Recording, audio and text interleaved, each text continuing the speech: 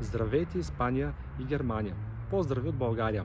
Моята страна се намира в Югоизточна Европа и е разположена на кръстопът, който свързва континента Европа с континентите Азия и Африка. Моят роден град е град Варна.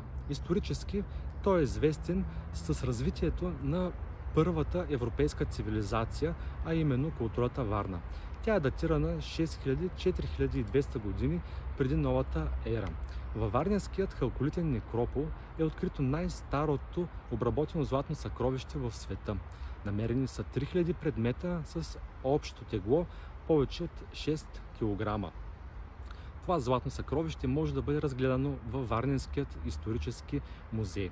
На 50 км на запад от града се намира най-старата солна мина в Европа, а именно Провадия солницата.